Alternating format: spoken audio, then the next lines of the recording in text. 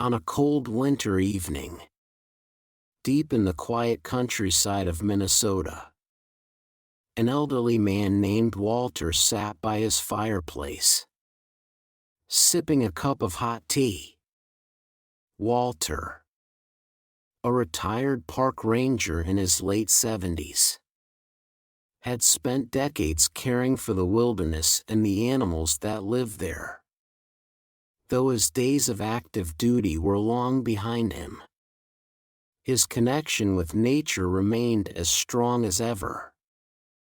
That night, the wind howled outside, and snow blanketed the ground.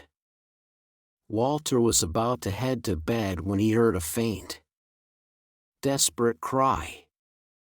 At first, he thought it was the wind playing tricks on him. But the sound came again, soft, yet unmistakably the call of a distressed animal. Grabbing his flashlight and heavy coat, Walter stepped out into the freezing night. The air was bitterly cold, and the snow crunched under his boots as he followed the sound.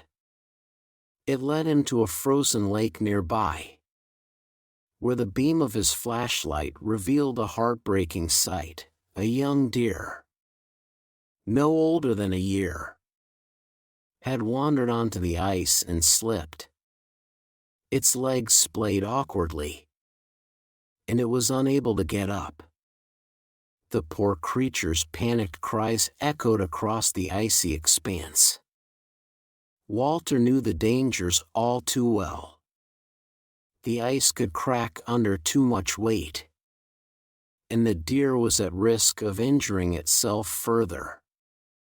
Without hesitation, Walter returned to his cabin to gather supplies: a sturdy rope, an old sled, and his ice cleats.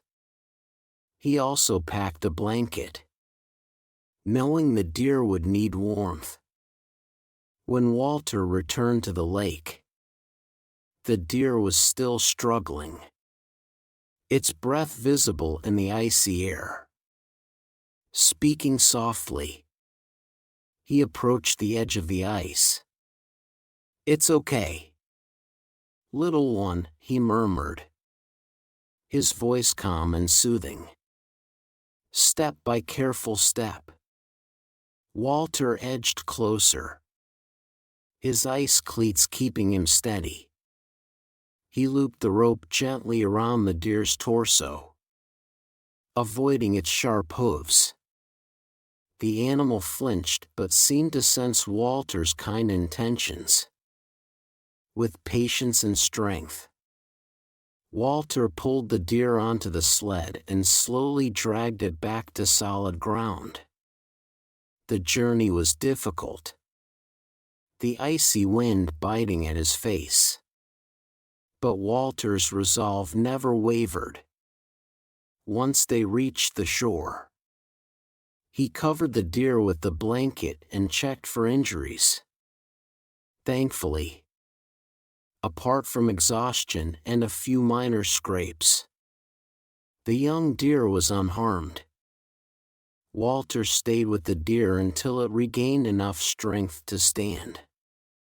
As dawn broke, painting the snow-covered landscape in shades of gold and pink, the deer looked back at Walter with what seemed like gratitude in its gentle eyes. Then, with a graceful leap, it bounded off into the forest, free once more. Walter watched until the deer disappeared among the trees. As he made his way back to his cabin, he felt a deep sense of fulfillment. That night, as he sat by the fireplace again, sipping his tea, he smiled to himself. Even in his later years, he realized there was still much he could do to protect and cherish the natural world he loved so dearly.